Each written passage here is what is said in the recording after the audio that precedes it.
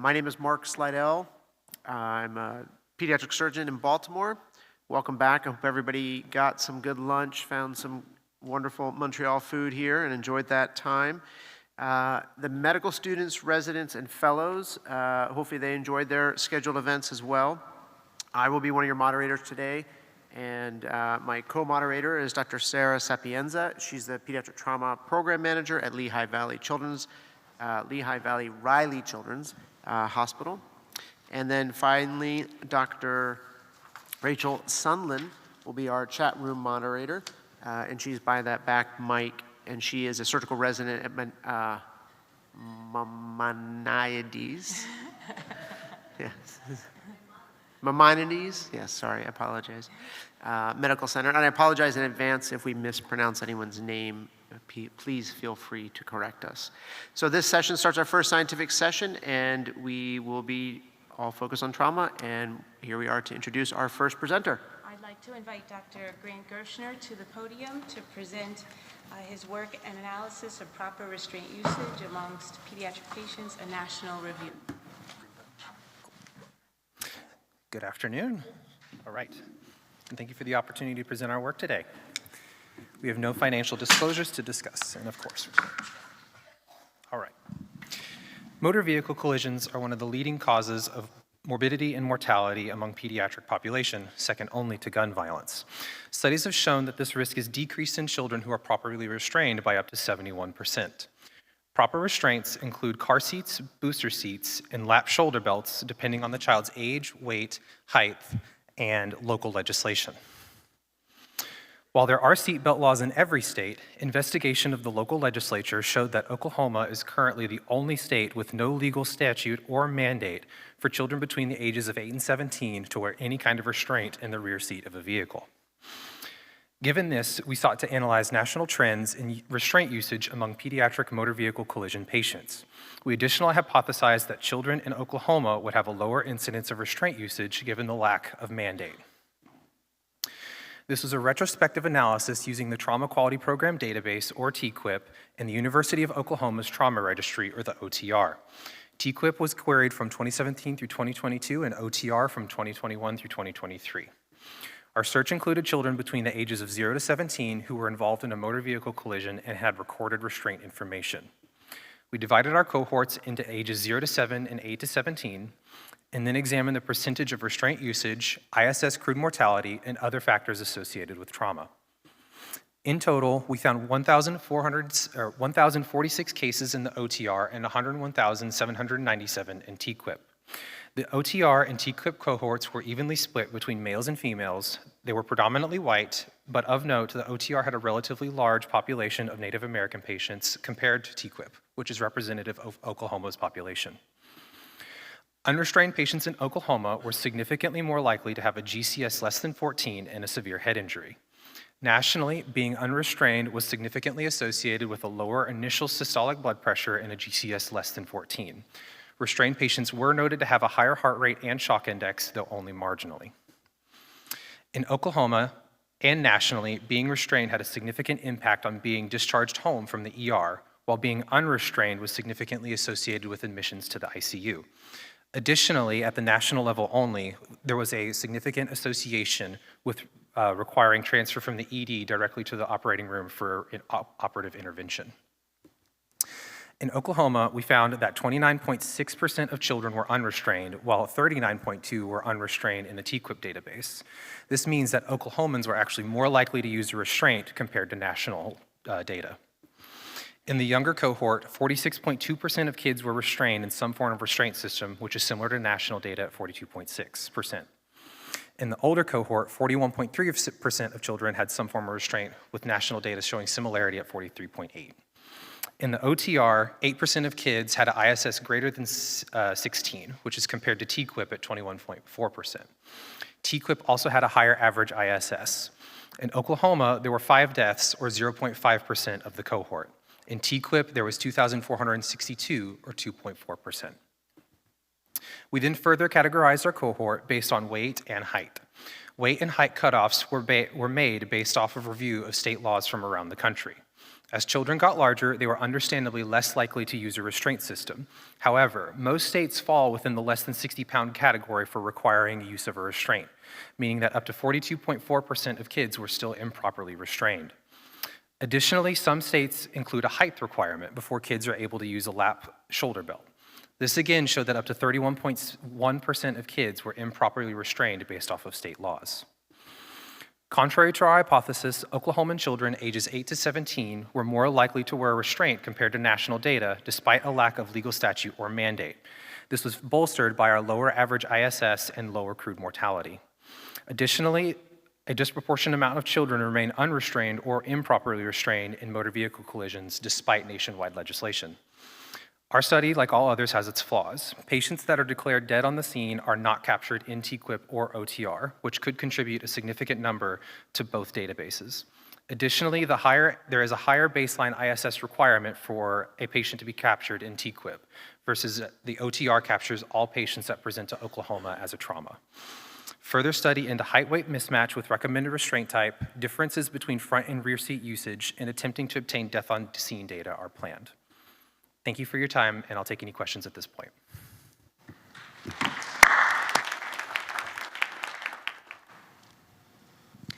So can you explain why there is a lower restraint more restraint use in a state that has no restraint laws? If I can show that a hidden slide, I actually have one after this. I don't know if it'll let me from here, but it has the actual law and how it reads. It won't. Since it's hidden, it just goes away. But actually, and I can't control the mouse from here. There's a hidden, it's number 12, whoever's Why don't you controlling just the mouse. explain Yeah. it? It might be hard. Basically, the law reads that once you hit 8 to 17, if you meet the weight requirements, you can wear whatever restraint type you want. It just doesn't specifically specify in the rear seat. We've tried to get the law changed ourselves through advocacy. It's been passed through the Senate or the House, wherever it's been pushed through at least, but it's never been formally voted on and pushed through just due to legislative constraints. Any other questions? Okay, I think we will keep moving because we have a full agenda. Thank you so much. Great job.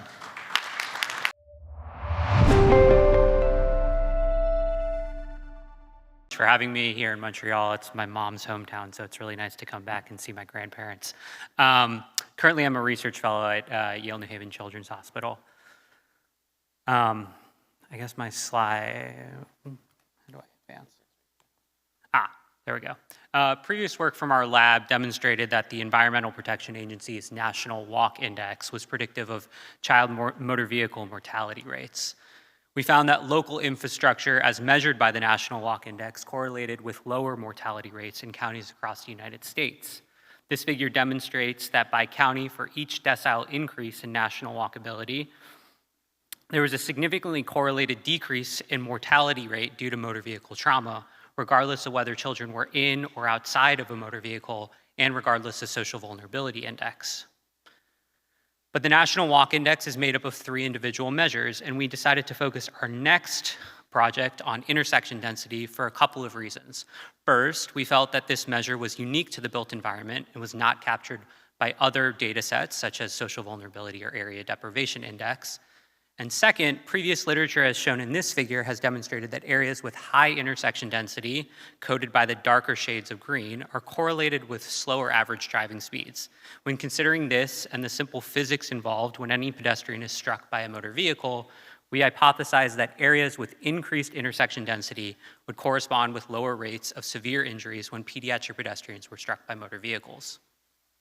In trying to answer this complex question, we use the National Walk Index's intersections per square mile as our independent variable.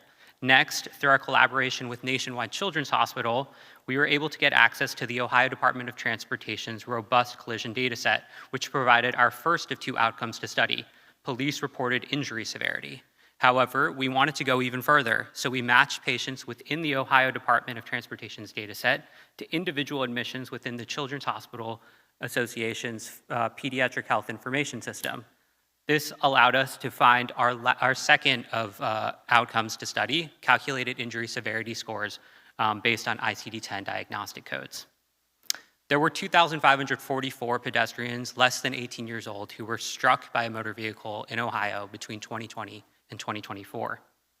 Univariable analysis demonstrated that pediatric pedestrians struck in census tracts in the bottom quartile for intersection density, as shown here in black, were significantly more likely to sustain police-reported severe injuries or die when compared to the top quartile. This correlation remained even when controlling for potential confounding variables, with children struck in the bottom quartile for intersection density more than 2.5 times more likely to sustain a severe injury than children in the top quartile for intersection density. Injuries sustained in collisions due to speeding, intoxication, or occurring at night were also significantly more likely to result in severe injury for the victim. Interestingly, collisions in active school zones were significantly less likely to result in severe injury.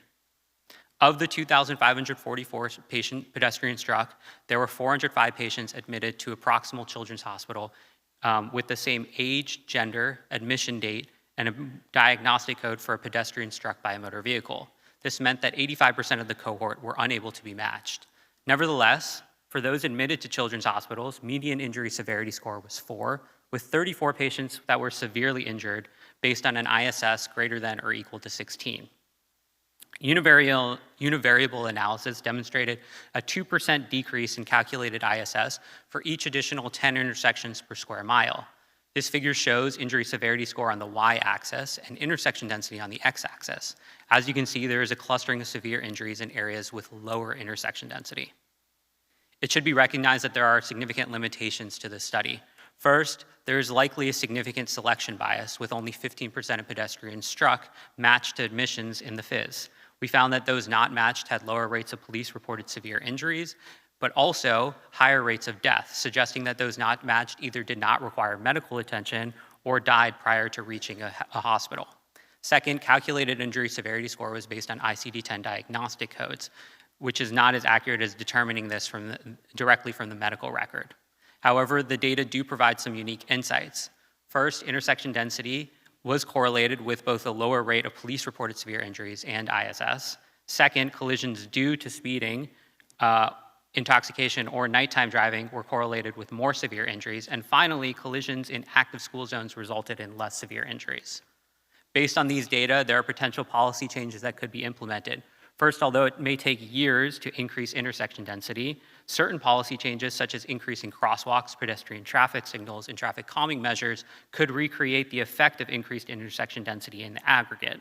Second, lowering posted speed limits or expanding active school zones would likely decrease the severity of injury. And finally, improved street lighting could reduce both the incidences and severity of cases when pedestrians are struck at night. I would like to say thank you to our collaborators at Nationwide Children's Hospital, without whom this project would not have been possible. Thank you all so much for your time and attention. I would be happy to answer any questions you might have.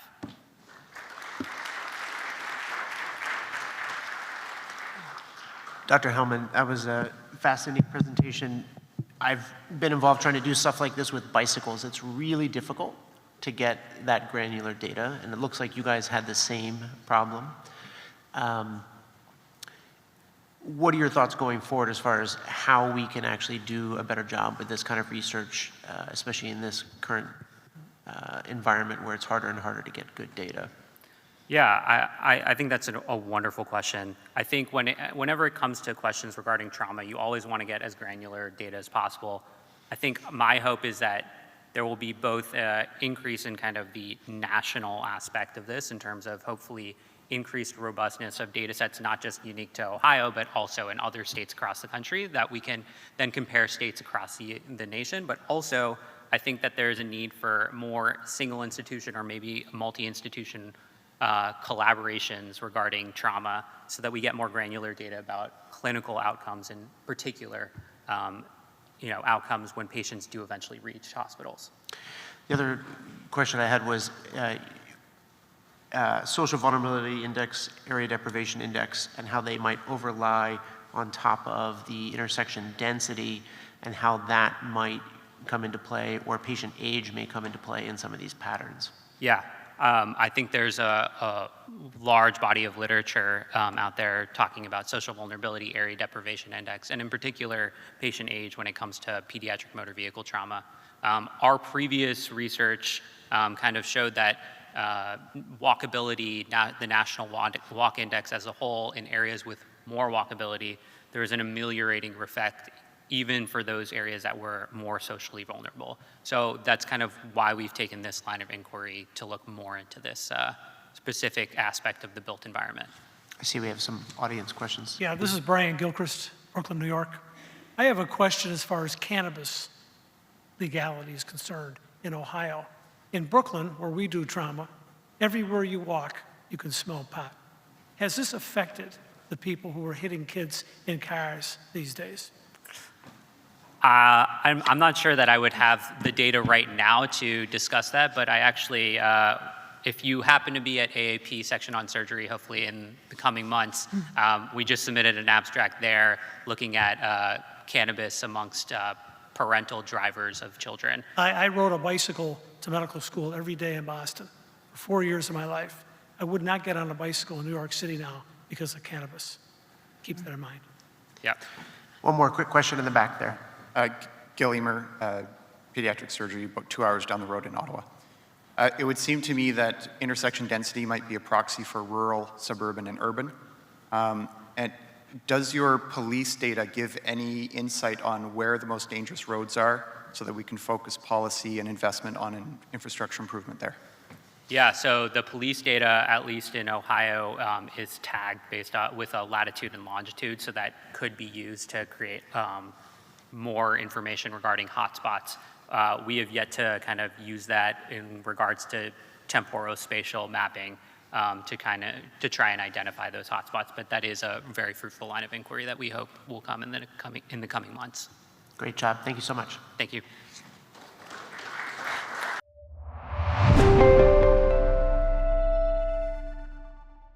Thank you so much for the opportunity to present.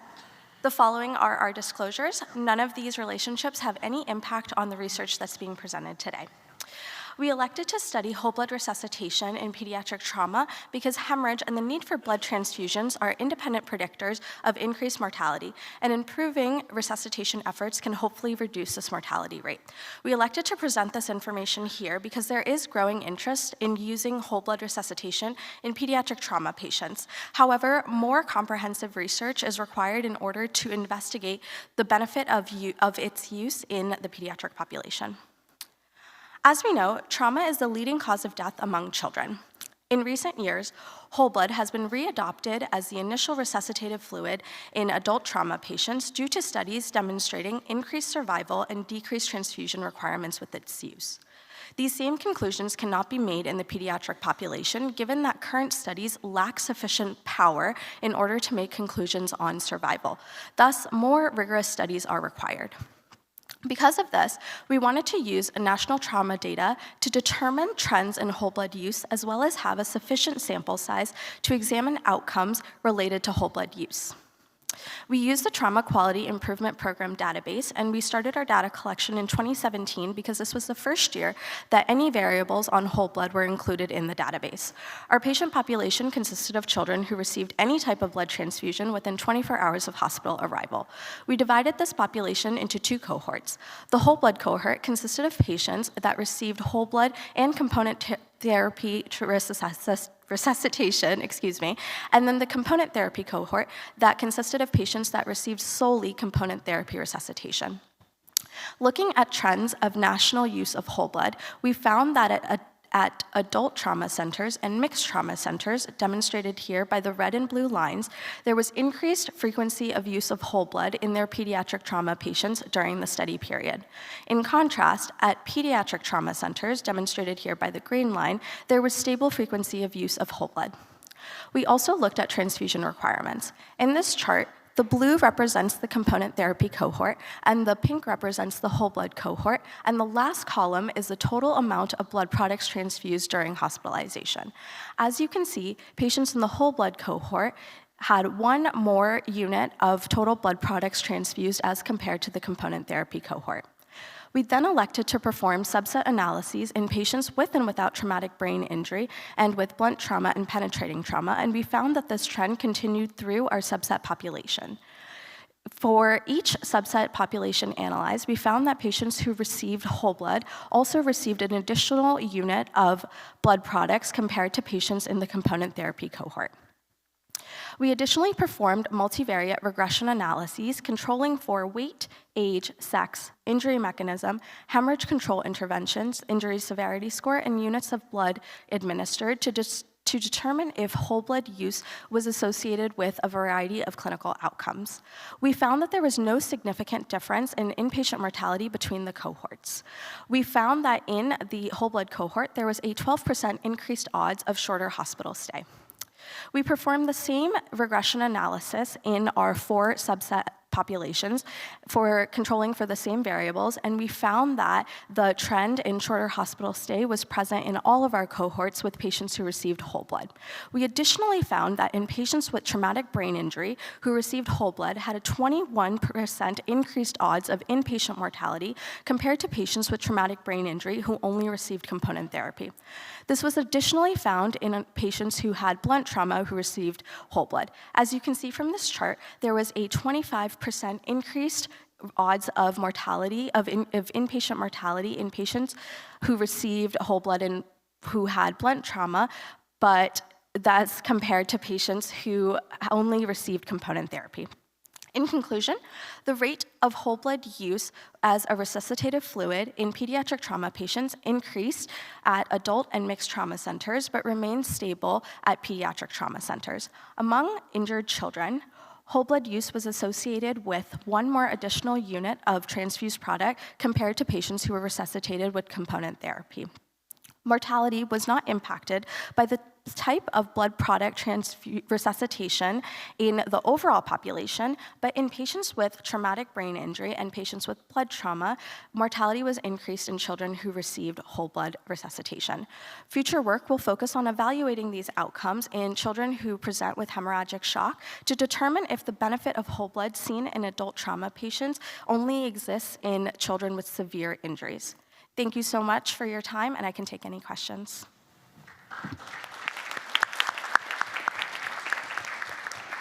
Thank you. That was a fantastic presentation. So how do you explain the higher volume of whole blood being utilized? Are we underutilizing, component therapy? Are we overutilizing whole blood? What do you think?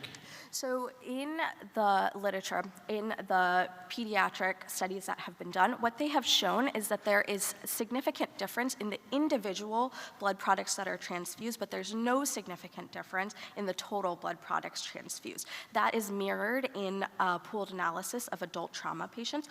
Obviously, our study differs from this, but what we saw is that in some studies, they showed that patients with increased severity score also had increased total blood product transfusion. In our population, even though we controlled for injury severity score, our whole blood cohort did have had an increased injury severity score.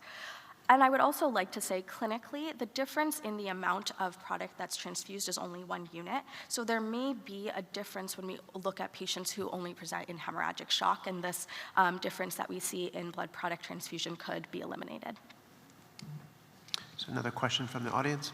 Hi, Alyssa Butler from University of Minnesota. I just had a question about looking at units versus looking at the milliliters per kilogram. Generally in kids, we tend to look at, the amount of blood they get based on their kilogram. Why did you look at units rather than their weight? So in the population that we drew from TQIP, there was a very limited amount of patients who were under 10 kilograms. So we wanted to control for weight, and we felt like using units was a better way to do this. Additionally, we started in 2017, and there's no actual whole blood variable that's recorded. So what we did is we looked at procedure codes, and the procedure codes have units and don't have volume, and converting to volume can then introduce variation between hospitals of how much volume is in each type of blood product. So we wanted to eliminate that confounding factor by just using units.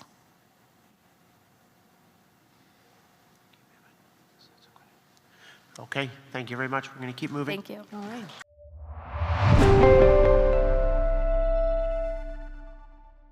Okay, thank you all very much for attending today. I just want to thank APSA for allowing us all to present our work. I'll be presenting on our hospital-based violence intervention program focused on pediatric patients and some of the outcomes that we've been able to demonstrate at 3 years in the program. If this moves. Thank you. I have nothing to disclose.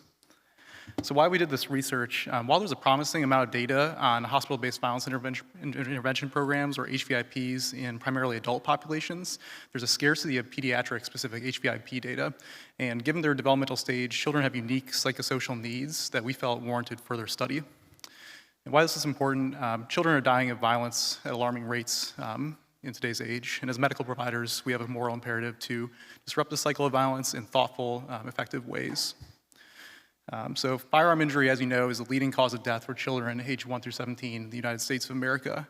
Obviously, this results in immeasurable human costs, but also additional financial costs attributable to medical care, loss of future productivity, and criminal justice involvement. In fact, in 2024, the U.S. Surgeon General made an advisory on gun violence as a public health crisis. One method that's been implemented gradually is the HVIP, or Hospital-Based Violence Intervention Program.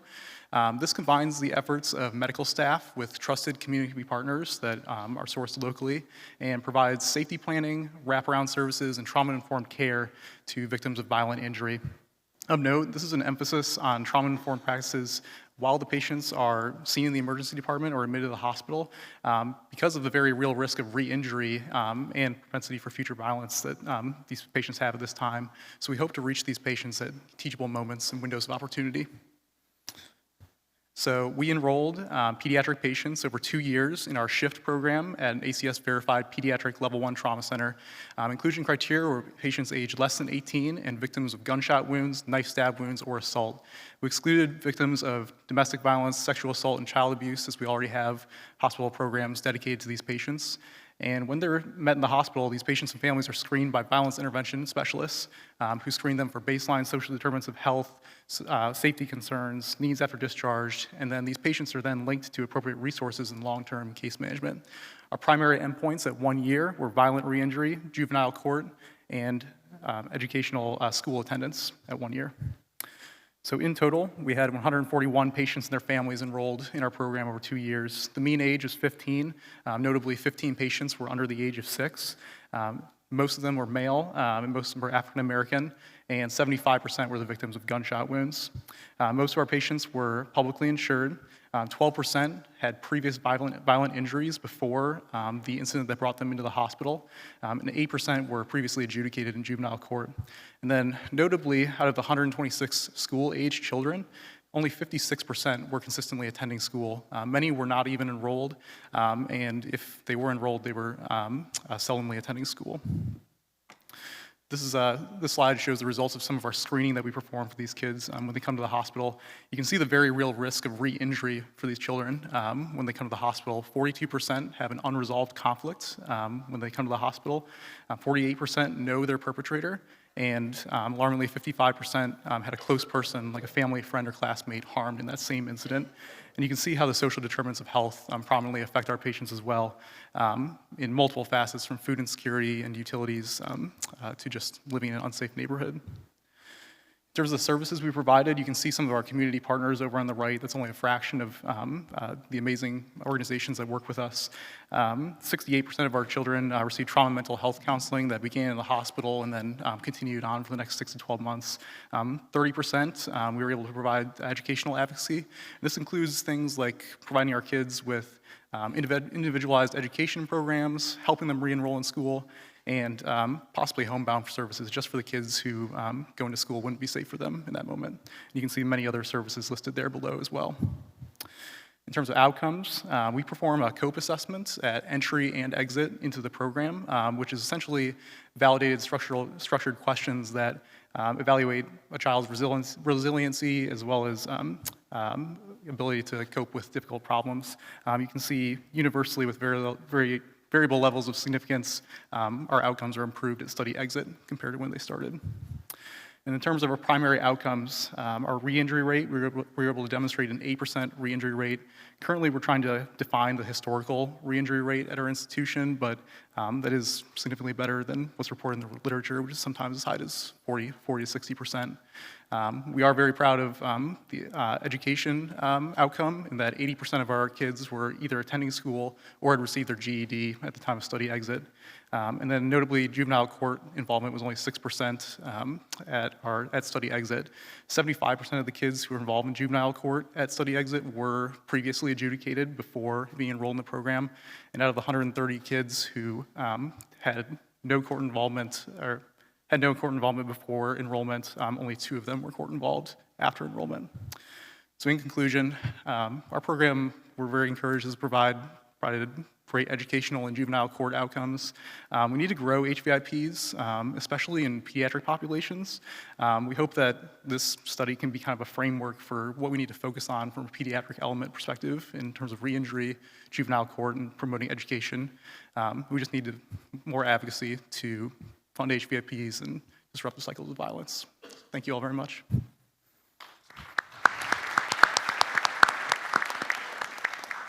Thank you, Dr. Lang. That's very important work you're doing to make sure that children stay safe after their lives have been saved in the hospital. The decrease in juvenile court involvement is impressive, as is the increase in educational attendance. What are the key components of your program that you attribute that to? Definitely.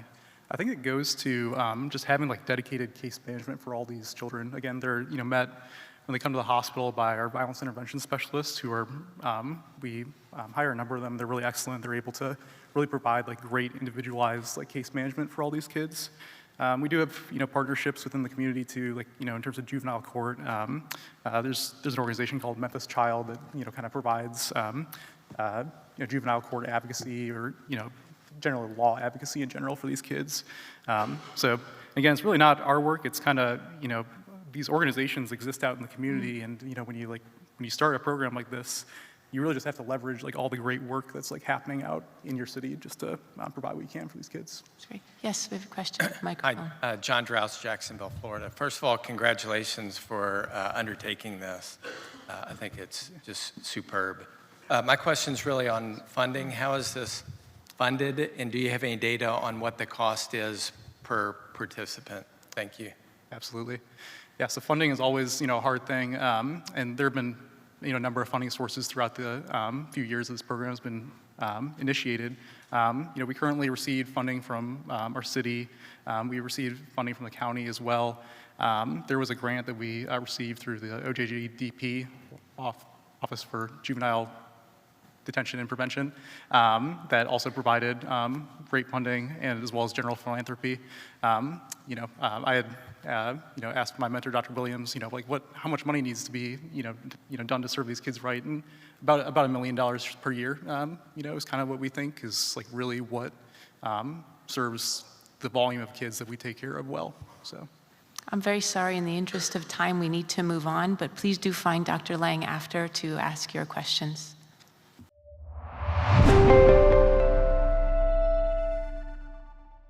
Good afternoon. Thank you for the opportunity to present our work. These are our disclosures. These disclosures did not impact the funding of this research project, and no artificial intelligence was used in this research. Every year in the United States, there are over 2,000 new pediatric patients with spinal cord injuries, SCI, with a disproportionate number of children under the age of 8 affected by cervical injuries, often requiring long-term ventilatory support. Diaphragm pacing has been adopted as a novel technology to help aid in the reduction or liberation of ventilation in adult SCI patients, and has promising indications in the pediatric population, which makes this work important. In long-term survival studies, around 50% of pediatric patients with high cervical spinal injuries are ventilator dependent. As shown in this diagram on the right, C1 through C4 injuries often affect breathing. While mechanical ventilation can be life-saving for patients with quadriplegia, it has significant associated morbidity and mortality, including multiple rehospitalizations and high risk for many pulmonary complications. Diaphragm pacing works by stimulating the diaphragm to contract and restoring normal breathing mechanics through a transcutaneous diaphragm pacing electrode, as shown on the right. The electrode is implanted intramuscularly in the diaphragm at the point of maximum contraction, which is found through diagnostic laparoscopy. Diaphragm pacing has been used in a wide range of etiologies of diaphragm dysfunction, and in adults it has shown significant benefit in improving respiratory mechanics, weaning off or replacing mechanical ventilation, and improving quality of life and decreasing hospital costs. Here's an example of an adult electromyography before and after diaphragm pacing, and as you can see, there's recovery of normal function. Early reduction and liberation of ventilation, especially in pediatric patients, can have strong implications in rehabilitation and quality of life, as well as minimize complications from long-term ventilatory use. So our study aim was to evaluate our institution's outcomes following diaphragm pacing in pediatric patients with traumatic SCI. To do so, for our retrospective study, we looked at all pediatric patients undergoing diaphragm pacing associated with traumatic SCI at a single institution from 2009 to 2023.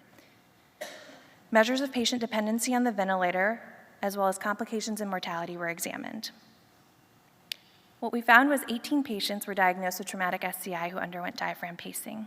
This is the breakdown of the etiology of their injuries, and this is the breakdown of the highest level of injury for each patient.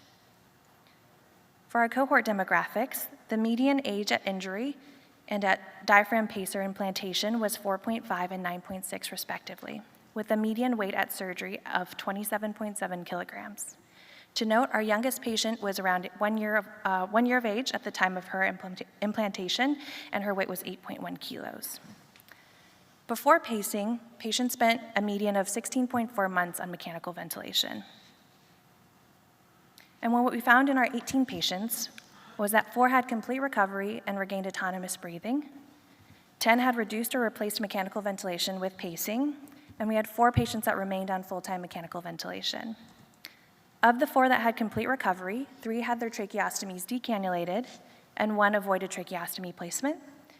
And of the 10 with reduced or replaced mechanical ventilation, 6 were paced full-time, which means that they replaced mechanical ventilation, and 4 were paced part-time, which means that they reduced their time on mechanical ventilation.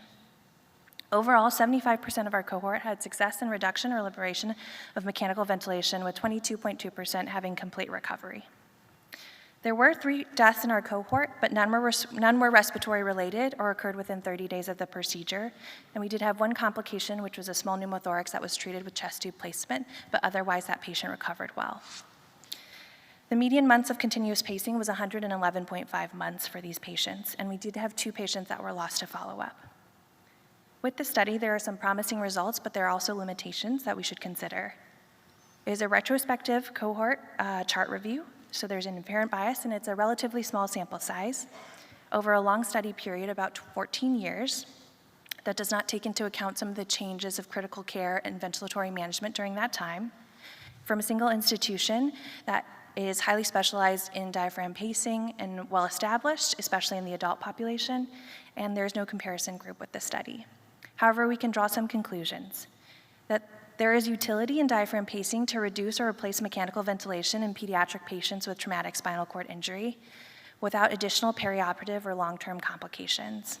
Future studies comparative studies will further identify its benefits as an adjunct in treatment of pediatric patients with spinal cord injuries.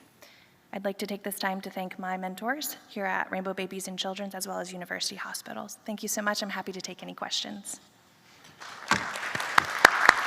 Thank you, Dr. Chu. Fascinating work. You mentioned that the time on vent prior to pacing was 0 to 90 months in your Yes. cohort. So that 0 stands out to me as a curiosity. And it makes me wonder, what is the ideal timing for placement of pacing, implantation, and what is sort of your experience as far as time to recovery? Yeah, so that 0 patient is actually the 1 patient that avoided tracheostomy placement. So a lot of these patients have been on mechanical ventilation for a while and have their tracheostomies placed. And it was 1 patient that came in after the sports injury, so that was one of the patients. And I think there's some literature in the adult population that with spinal cord injury, earlier diaphragm pacing is actually more beneficial. There's long-term benefits in the duration of pacing as well, and recovering of neural activity, as well as some gene expressions to help regenerate the nerve damage that occurs. So I think our experience as a center and in some of the adult literature is that earlier is better, but we don't have that data in the pediatric population just yet to say that. Great. One quick question. Regan Williams, Memphis. What is the long-term maintenance of this, and do you ever take it out? Do you have to exchange it? Like if you get it at 10 and you need it till you're 60, what happens? Yeah, so that's a great question. So there are actually two different versions of the diaphragm pacing, where one is a temporary pacing. These are both mostly used in adult populations, and there's one for a permanent use. It acts similarly to your cardiac pacing wires. So you can pull the wires, which is what happened in those 4 that had recovery and now are spontaneously breathing, and you just basically pull the external wires, and they are safe to be left in the patient. Great. Thank you. Wonderful Thank presentation. you so much. Thank you. So I'm Erin West. Thank you so much for the privilege of the podium. The green. Yeah. Okay. We have some unrelated financial disclosures. Traumatic brain injury is a leading cause of death and disability in children, with an estimated 475,000 patients aged 0 to 14 treated for this condition annually. External ventricular drainage, or EVD, allows for both the monitoring and prevention of intracranial hypertension. However, evidence supporting the benefit of EVDs remains mixed. In a recent review of patients from the Trauma Quality Improvement Program, we showed a more favorable discharge disposition in patients treated with EVDs compared to ICP monitoring alone. The purpose of our study was to quantify the factors associated with favorable outcomes in patients who received an EVD in order to identify patients who may benefit most from EVD placement. Data from the American College of Surgeons Trauma Quality Improvement Program was obtained from 2016 to 2022. Patients were included if they were equal to or less than 15 years of age at admission, sustained a severe blunt TBI, which was defined as the presence of an intracranial injury with a GCS equal to or less than 8, or intubation prior to arrival, and had an EVD placed during their hospital stay. Exclusion criteria were penetrating trauma, the need for a craniectomy or craniotomy within 48 hours of admission, the presence of an open skull fracture, or a procedure for cerebrospinal fluid shunt. These selection criteria yielded 18,000 pediatric patients with severe TBI in TQIP.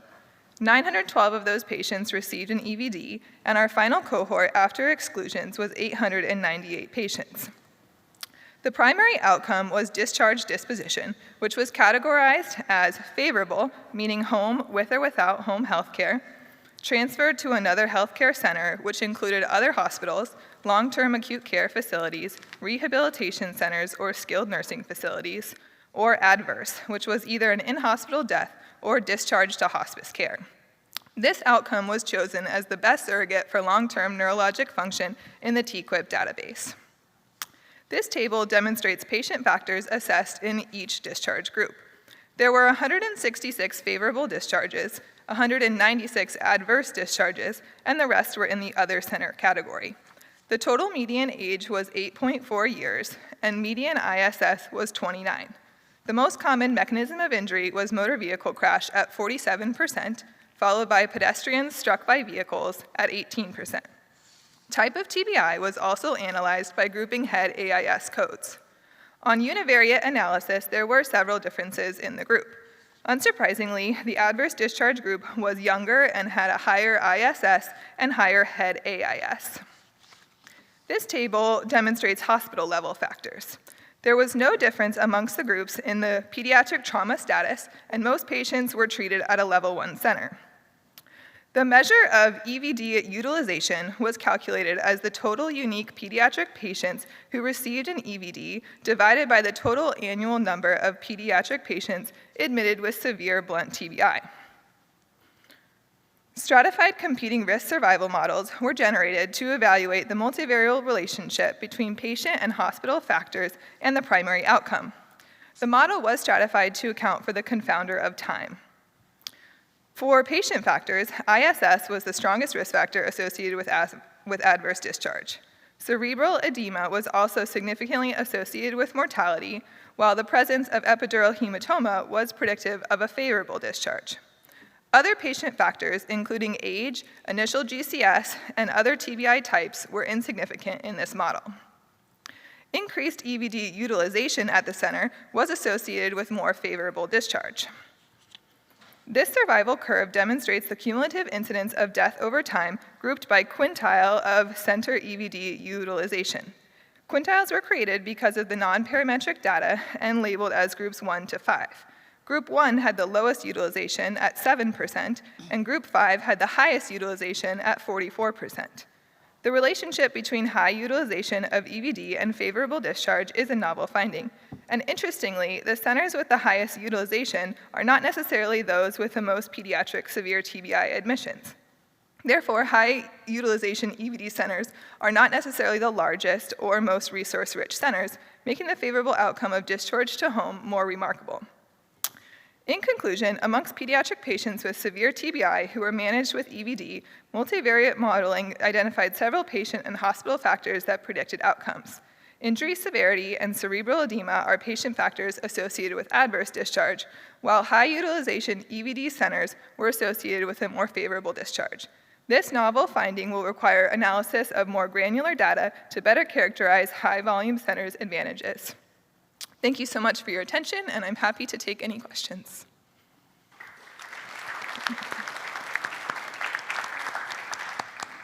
Looks like we have someone approaching the microphone. Hey, Howard Pryor, Texas Children's. I'm just curious, looking at your data set, now that you have it, there's 18,000 patients in that set, and less than 1,000 of them actually got an EVD. That does not seem to be consistent with the Trauma Brain Foundation's recommendations for intracranial drainage after a severe TBI. Did you analyze the other 17,000 patients for whether they should have gotten a drain? We did not look at those other patients, but that's kind of part of why we wanted to do this study, is because the big foundations do, recommend considering EVDs in all these patients, and as you can see, not very many are actually getting them. So that's what we're really trying to hone in on. Can we identify, who really should be getting them? Cool, thanks. Thanks.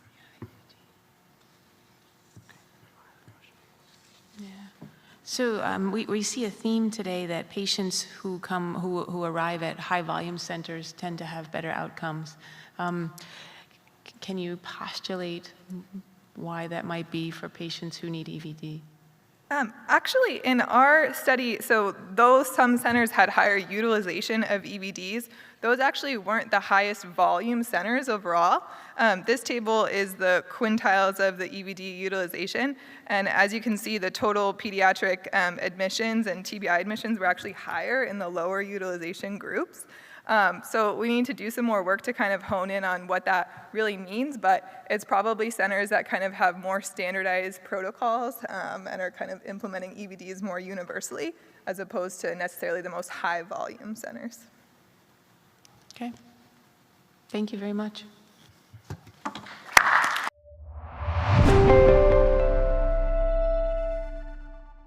All right, thank you very much for this opportunity to present today, and I just wanted to start by recognizing the hard work done by Annie and Zoe leading this project. Unfortunately, for various reasons, they were both unable to come to this meeting in person, and so I'm presenting on this. We do not have any disclosures relevant to this project. So I'll be talking to you about the management of pediatric colorectal trauma, which is a rare but serious subset of our trauma patients. It can be caused by either blunt or penetrating mechanisms, and our management, historically, like most things, was based on adult studies and tended to favor diversion, has evolved over time away from diversion to more of a consideration of primary anastomosis. There are a couple of studies that have come out in recent years looking at pediatric colorectal trauma, but a number of questions still remain regarding morbidity and mortality. So we had hypothesized that there would be significant differences in morbidity and mortality based on the management of either stoma or primary anastomosis in this population. And in order to test that, we went to the National Trauma Data Bank and looked over a span from 2018 to 2022. We looked specifically at pediatric patients who had colon and/or rectal injury, and then we divided them based on the CPT codes into either those who underwent surgery and received a stoma or were primarily anastomosed at the time of presentation. In our data set, as you can see, there are pretty significant differences in the overall number. So those managed with a stoma was an N of 479 as compared to those who were primarily anastomosed, which was over 3,000 of them. Predominantly male patients, and the distribution of race and ethnicity represented in each of those groups was comparable. Now, interestingly, the majority of the injuries were actually penetrating injuries from firearms, as you can see here. It's about 75% of each group. That was the mechanism. The number of patients who had blunt trauma was much smaller, and then there was a significant population that it was not reported, the mechanism of injury. We looked first to see whether specific differences were notable in these populations based on things like the injury severity score, and we did find that there was a substantial difference in both the injury severity and those placed on a ventilator, that predominantly the patients that were managed with a stoma had a higher injury severity score and were more likely to be on a ventilator. However, those who underwent primary anastomosis were more likely to have a longer length of stay.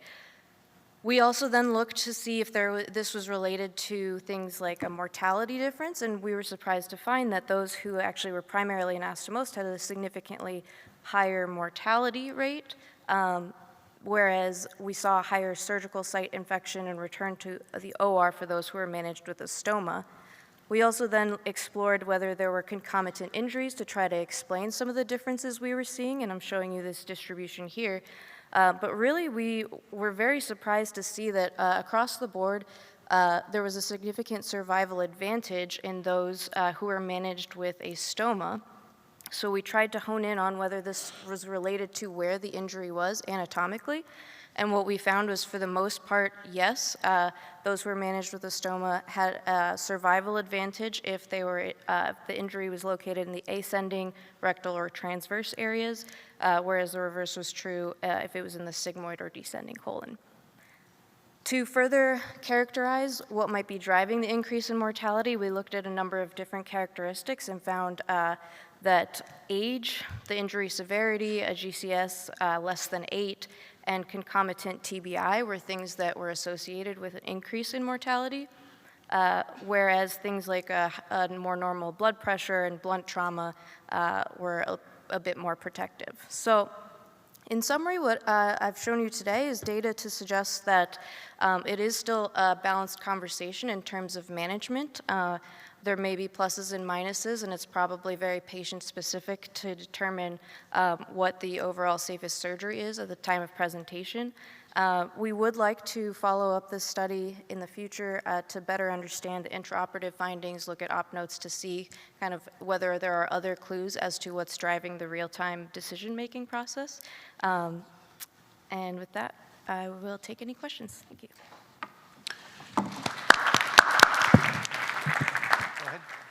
Gilchrist, Brooklyn. The one thing you haven't spoken about is the caliber of the weapon. I've done these gunshot wounds from Baghdad to Boston to Brooklyn. The one thing that I ask all the time is, what's the caliber of the weapon? Because that's going to predicate what you're going to do in the operating room. If you have a 9mm and you get hit with that, I'm bringing out a stoma. And I want to know that answer before I do any surgery. So that's something I think has to be looked at. If you're in the Persian Gulf and you're dealing with automatic weapons of a high caliber, that's a whole different story. But in the inner city, it's a handgun, but you want to know the caliber, and I think that has to be viewed and looked at seriously here. That's very interesting. Thank you. That's something we'll take into consideration. I hadn't thought of that. So it is interesting, your finding of mortality differences, right? It was a little bit of a surprise. How do you reconcile these? Do you think that, like if you had a magic wand and can get all the data you wanted that you're missing, is it the some of these details like the caliber of the weapon? Is it how long it took for the patient to reach the OR? What is it we're missing that might explain this for you? Yeah, that's a great question, and something that we have been trying to figure out as well. Is it something that's, they have a number of concomitant injuries, so they're overall sicker? You know, is it just a question of where the injury is that, you know, I'm not sure, but that's part of what we hope to figure out in next studies. All right, excellent job. Thank you so much. Thank you.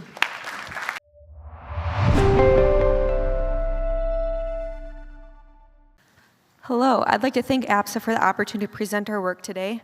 Before I start, I'd also like to thank Dr. Reichman and the Sanford Children's Pediatric Trauma Team for their assistance on this project. Green We did this research. there, green arrow there, the top, the big one. We did this research in an attempt to delineate characteristics of transferred pediatric trauma patients in our catchment area with the end goal of minimizing the emotional, financial, and logistical stress of potentially avoidable transfer. And we're presenting our findings today to highlight the unique challenges of rural pediatric trauma and with the hope that our findings will offer insight to similar rural trauma centers.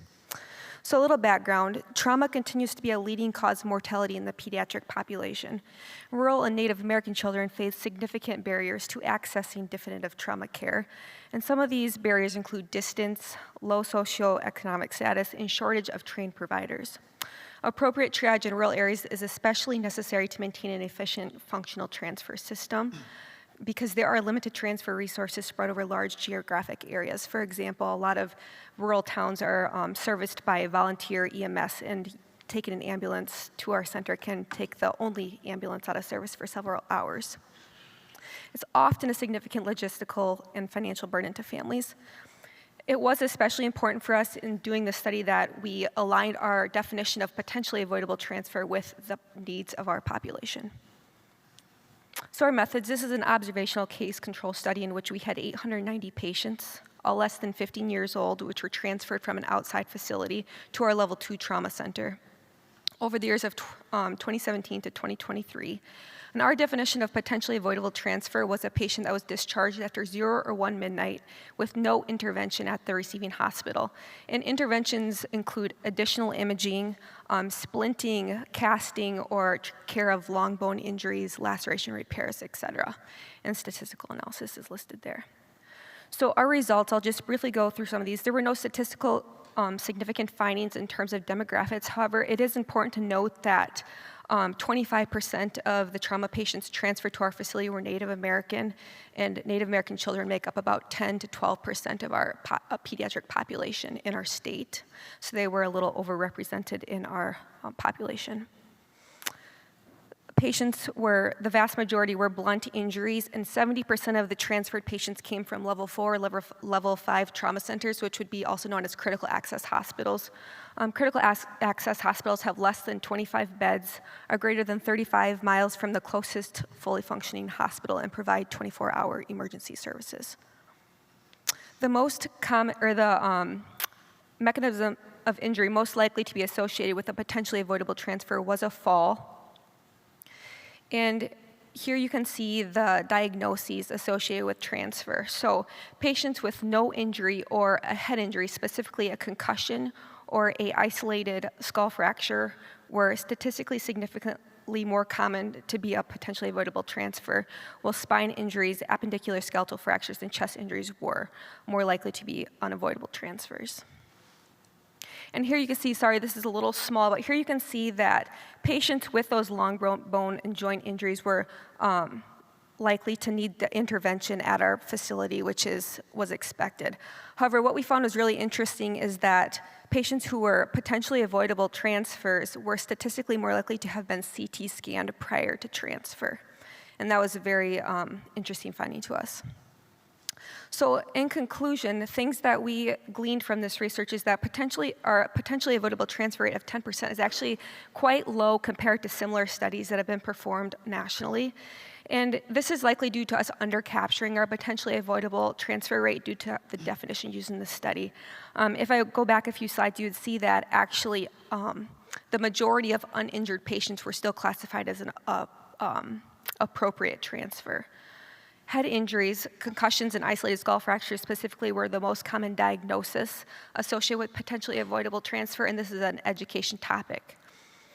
80% of potentially avoidable transfers were CT scanned prior to transfer, which is also something that we found interesting because currently the recommendation to referring facilities is to only obtain CT scans prior to transfer if the results will affect the transfer decision making. So the reason for that is scans obtained at outside hospitals are notoriously of very low quality and often need to be repeated once the patient arrives at the trauma center.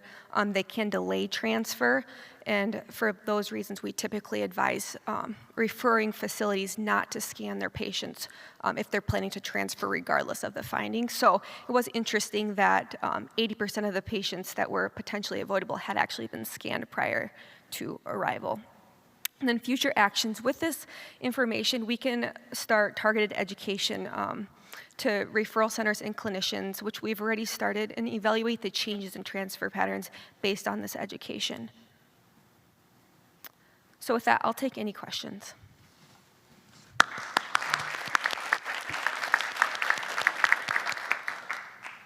Dr. Kunin, could you speak to the triage conversation with the referring center? How do they reach your facility, and is there shared decision-making when discussing transfers? Yes, so thank you for the question.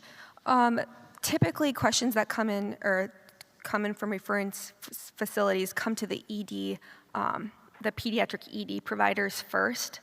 At times, they will reach out to the pediatric trauma surgeon as well, but often those questions come to the ED first, and they may triage the patient prior to letting the trauma team know. So it may be an opportunity to include the surgeons earlier in that conversation. Absolutely. Yes, we have a question. Yeah. Hi, yeah, great talk. Just a question. Were you able to look at the CT scans done at the rural hospital and the patients that got rescanned at your hospital and see if there were any differences in those? Yes, so we can typically see the CT scans prior to arrival, and the major difference that we notice is that in CT scans from outside hospitals, especially when they're of lower quality, lots of times, especially the radiologists will read cannot exclude or possible for example, intracranial smear, intracranial hemorrhage, something of that sort that raises concern for an intracranial hemorrhage, obviously. And then when repeat CT scans are performed, there's no finding of an intracranial hemorrhage. So that's just a small example of what happens. Thank you, Dr. Kunin. Very nice work. Thank you.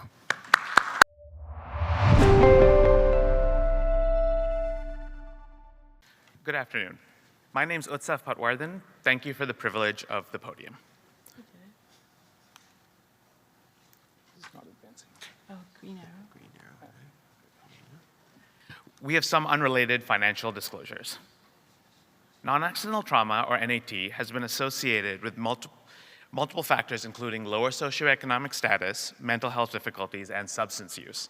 Military families are a unique population and are at higher risk of NAT, particularly during times of stress, such as near deployment.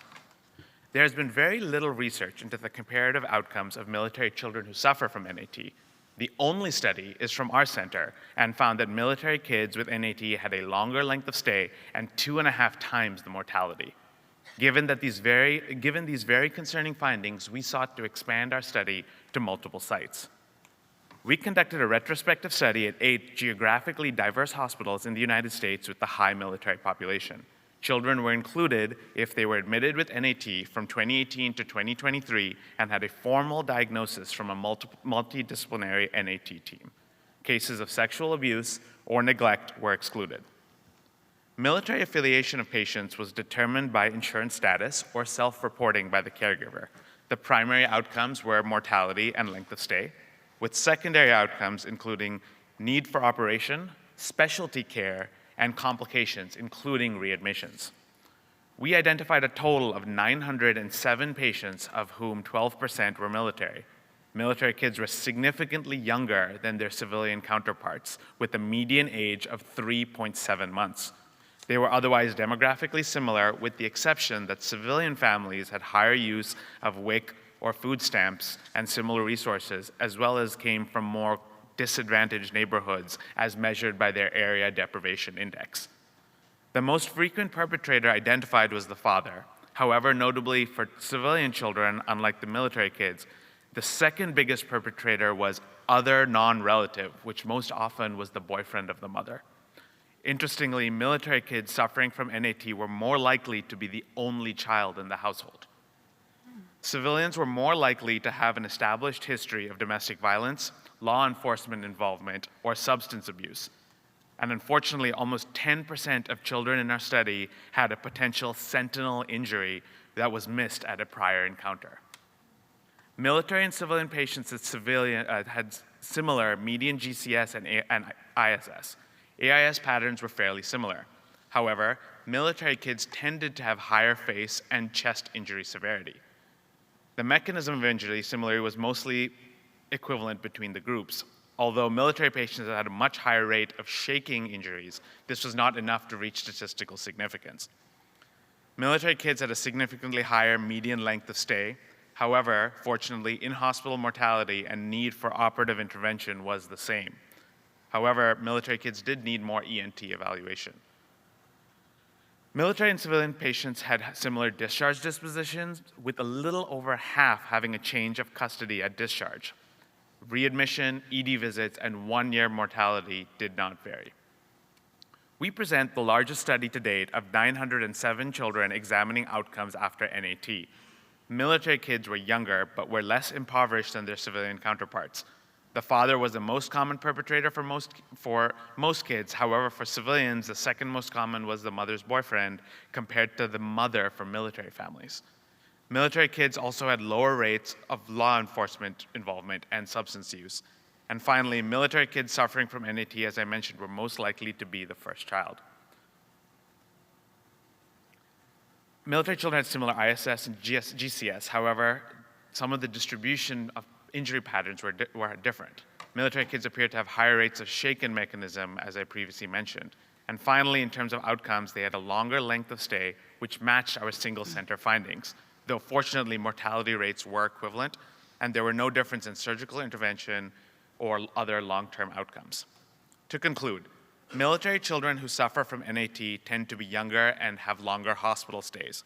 Given that many of these military families appear to be younger, but not affected by typical risk factors for NAT, it seems that these may be first-time parents who are overwhelmed, possibly during times of stress.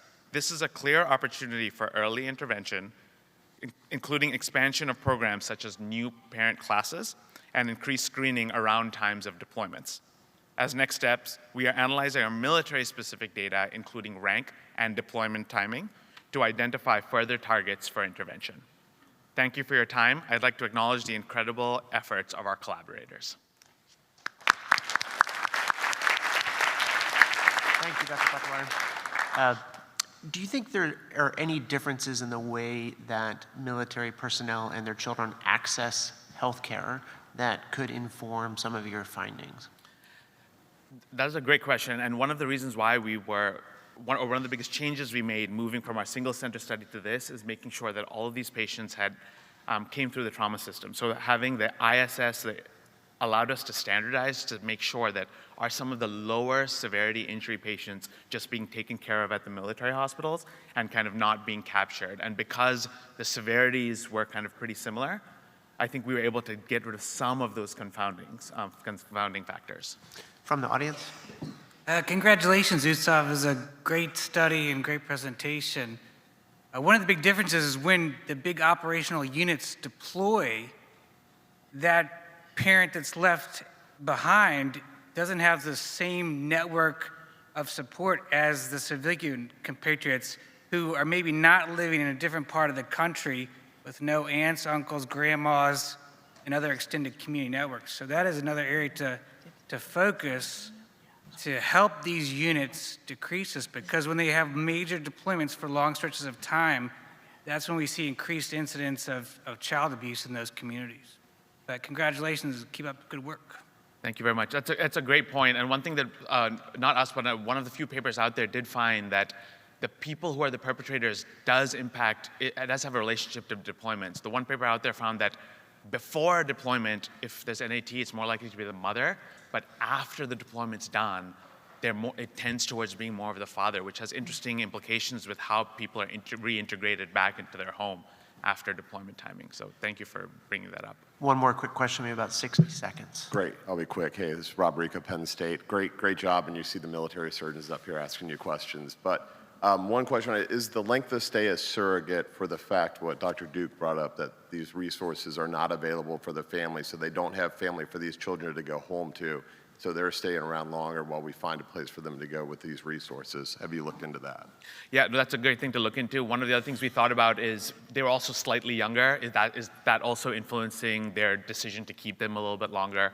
But I think there are multiple confounders for the length of stay, and that's something we're going to look into as we parse some of the military-specific data more.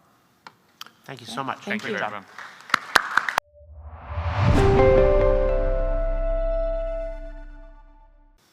Good afternoon, and thank you for the opportunity to present our work. We have no disclosures. Trauma is the leading cause of death in children, and depending on the age group, injury accounts for up to 92% of annual mortality. Bleeding is the leading cause of preventable death in children, and the death due to hemorrhage occurs quickly. Mean time to death is 17 hours, and death due to hemorrhage can occur in up to 90% of incidents in the first 24 hours. Trauma-induced coagulopathy occurs in 20 to 30% of injured adults and children and is associated with the severity of injury. Children are known to have unique coagulation profiles and age-dependent differences in their fibrinolytic systems. Low fibrinogen levels are known to be associated with higher mortality in both injured children and adults. Studies evaluating empiric use of a cryoprecipitate in injured adults have found mixed results with regards to survival benefit. With the increasing adoption of balanced resuscitation practices and growing use of empiric whole blood in injured adults and children, further studies evaluating the benefit of empiric cryoprecipitate use in children are needed to inform resuscitation practices.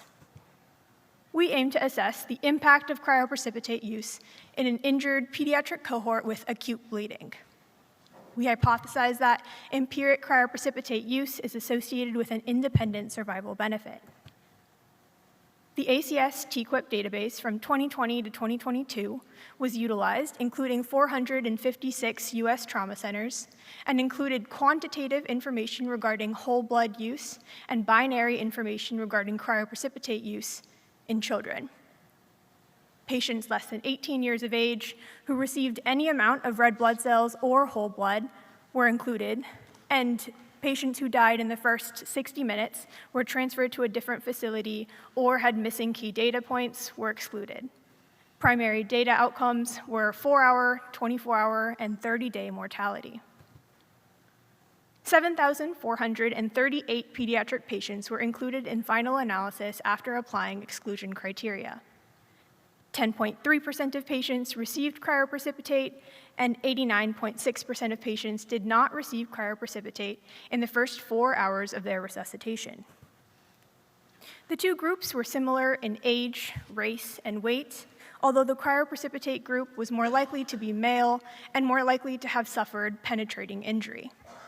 The recipients of cryoprecipitate also had higher injury severity scores, lower GCS, and were more likely to present in shock. We also found that cryoprecipitate recipients more often underwent hemorrhage control surgery in the first 4 hours and received higher weight-adjusted total and individual blood product volumes.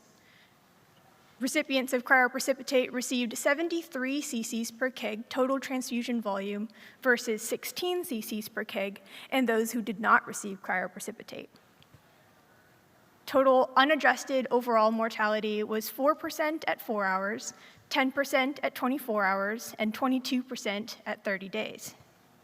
Using logistic regression models, after adjusting for potential confounders, cryoprecipitate use was associated with a 49% decreased odds of mortality at 4 hours, although there was no significant difference in mortality at the 24-hour and 30-day marks.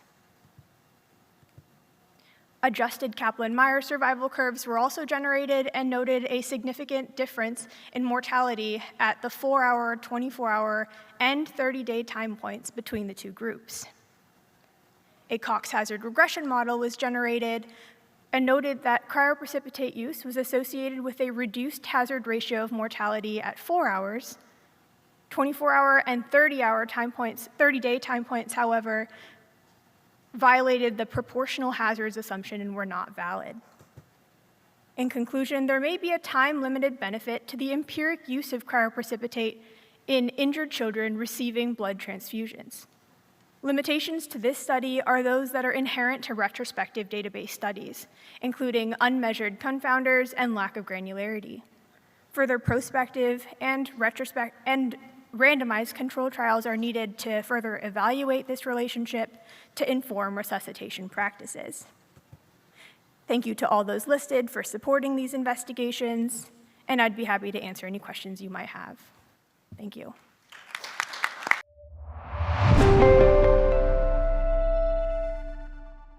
Pediatric trauma is a major cause of mortality in children greater than 1 year of age. Blunt abdominal trauma accounts for nearly 90% of traumatic injuries in children and is the most common cause of mortality in children because of internal organ injuries that often go undetected. The Injury Severity Score, or ISS, is a valuable tool in grading the severity of trauma. Traditionally, an ISS in both adult and pediatric patients greater than 15 is indicative of serious trauma, and an ISS greater than 25 is indicative of severe trauma. Previous studies have shown us that ISS is a valuable tool, particularly in blunt abdominal trauma patients, to determine whether they'll need exploratory surgery or experience an in-hospital mortality. We know from the literature that trauma volume matters, and that case volumes that trauma centers see have a strong association with trauma patient outcomes. Centers that see more frequent traumas of higher acuity are more likely to have shorter hospital stays, for example, and lower mortality rates. So we hypothesize that low-volume trauma centers have increased mortality rates in pediatric blunt abdominal trauma patients presenting with injury severity scores greater than 25 when compared to that of high trauma volume centers. We queried the National Trauma Database for patients 18 years or younger with injury severity scores greater than 25 between the years of 2017 and 2022. High volume and low volume trauma centers were categorized by the annual volume distribution of patients with blunt abdominal trauma and ISS greater than 25 and divided into tertiles. This meant that high volume centers experienced greater than 13 cases a year and low volume centers less than 6 cases a year. Average volume centers saw 6 to 12 cases a year. Of 14,704 patients included, 33% were treated at high volume centers. Of 2,998 centers included, 8.5% were deemed high volume centers and 71% low volume centers. High volume centers were younger and had fewer male patients than that of low volume centers. High volume centers were notably lighter, shorter, and had lower BMI when compared to that of low volume counterparts. High volume centers were more likely to see patients with Medicaid insurance, while low volume centers saw patients with private insurance. The in-hospital mortality rate at low volume centers was higher than that of high volume centers. Lower blood pressures and higher heart rates were seen at high volume centers.